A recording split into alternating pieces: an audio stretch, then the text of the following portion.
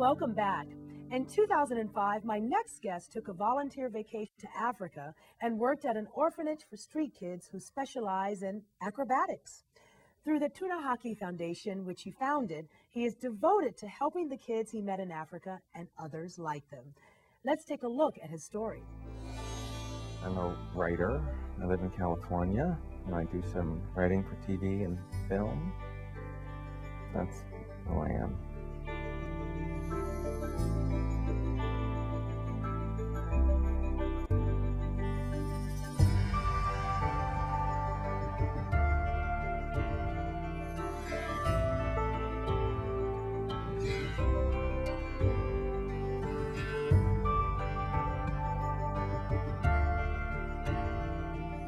These are some emails that I wrote to my family. The highlight of my trip thus far was the TunaHaki Center for Street Children.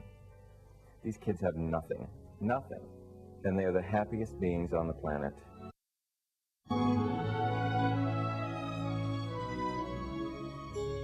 The kids are runaways, orphans, or abandoned children. The 9 that I bonded with have no family at all. They're completely orphaned and have nowhere to go. Coleman has an amazing smile. When he was 6, his mother brought him to the bus stop, said, "Wait here for me." He waited a week. She never came back.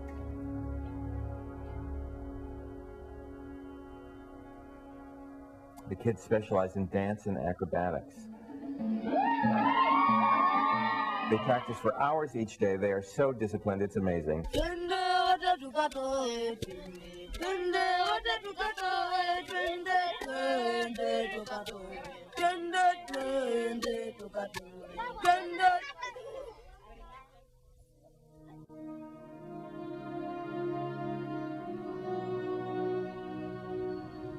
My fantasy is for them to fly here and be able to see a Cirque du Soleil show. I mean, I'm amazed when I see a Cirque du Soleil show, and so is everyone. Imagine these kids. They have no idea that's out there. I mean, they have no clue.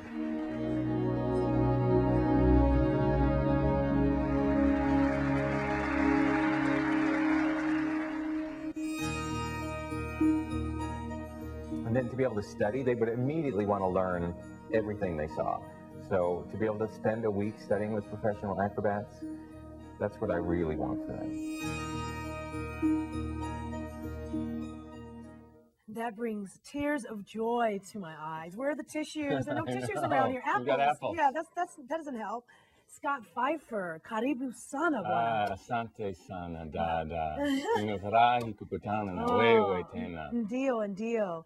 You are working in Moshi, which is so close to where I grew up in Tanzania. That's amazing. I know. It's so exciting. And we just were speaking a little Swahili there, thanking each other and welcoming each other. Yes. Wow. So you put your screenwriting aside to take a volunteer vacation, and what happened? No, it wasn't even something I was planning on doing. You know, I've always thought volunteer work was important. I think it's everybody should do some, whether it's next door or across the world. And left there, I just remember feeling very shamed because I thought, well, you know, this happened all when I was around. It was during the Clinton administration. Why didn't I really know about that? And why wasn't I paying attention? Yeah, a lot of people felt that way after that movie. And so then I just started reading more about that. And then I started reading about other countries in Africa and learning about the AIDS crisis and the orphan crisis and all the different issues there. And I thought, you know, there's just no excuse for me not to go there. On schedule, there was no excuse for me not to go and give my time. So I just went on the internet and started searching and typed in volunteer vacation, and they sent me to this, I went with a group called Cross Cultural Solutions, and they sent me to this orphanage, the TunaHaki Center in Moshi, and it really turned my life around. So when you first met those kids, wow, what did they think? I mean, what did they think of you, and was there an instant connection? There was. You know, their hearts are so open there. And they are so different. So different. So different. Night and day. Yeah. The Tanzanian people alone are so friendly and welcoming. I mean, like we were just talking in Swahili, half the language is all about greetings. Yes. How are you today? How's your mother? spend How's 10 your sister? minutes 10 minutes greeting. talking. Yeah. And then you can go, oh, by the way, I need to go to the hospital because Right. my leg is bleeding. Right, But you know, you don't get to exactly. that till long after Exactly. you've talked about your cousins and your aunts. So different than Right. here. So the people are so great. And then the kids, they're just so, they just want to learn. And they see somebody from another country and they immediately learn from you and know what's going on. And so the bond is pretty quick and pretty strong right away. So what kind of work did you start doing with them? I mean, what made you want to start doing that kind of work with them? Is Well, that something they were interested in? They had already done acrobatics. The man who started the shelter was an artist himself, and he had been trained in arts. And so he started teaching the kids acrobatics. And it turns out to be a perfect tool for orphans and street kids because they have to learn to cooperate. They have to learn to trust each other and like a safe sense of touch. And they have to work together, and they end up forming a family, which is something none of them have ever had. So it's a perfect way to sort of introduce the family structure to them. And they just end up being tremendous kids and really respectful kids and really eager to learn new things. And so I just sort of, when I saw what a great program they had at the center, I thought, you know, this is something that needs to be supported and needs to be a model elsewhere, because everyone should be raising kids like this. Because I saw a lot of orphanages when I was there. I would visit other places, and there were none that had kids that were quite this special. Yeah, and you kept your promise. I mean, you and I see this a lot, especially in Africa. People go there, tourists come there, they visit, they promise people things, and they never hear from them again. Yeah, but not a you. Lot. Yeah, it happens They've had a lot of volunteers in the past who've come and gone and made promises and said, "Oh, I'll come back," and they don't. Yeah. And on top of which, they've already been. They understandably like have being a real rejected issue again. With, so it's a common theme there. But you kept your promise, and you did follow through. I did. I just couldn't forget about them when I came back to America. I couldn't stop. And suddenly writing for the next TV award show or coming up with some sitcom idea just didn't seem so important anymore. And so I kept my promise, and I raised the money to bring them. I brought 10 of them over to the United States last November. They got to study with Cirque du Soleil. It was amazing. I mean, I want to see footage of that. That must be exciting. It's fantastic. Well, there was a documentary filmmaker who followed us around, so hopefully that movie will come out one day and you can see it. Yeah. It was really incredible. We also got to take the kids around and perform at schools in all through California and Nevada, and the response from other kids was just terrific. And still to this day is terrific. I'll get like $12 of change in the mail from some kid at a school who saw them perform last week. You know, out of their.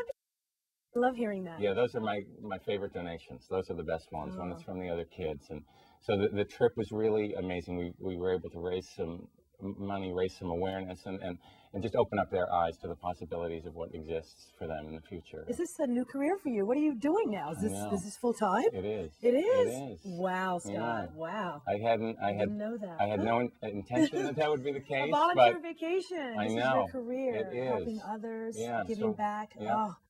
The TunaHaki Foundation. Yeah, talk about that a little bit. Yeah, what is the it's a nonprofit here in America that's dedicated to orphan care, and we're starting with the pilot program with these children in Kilimanjaro.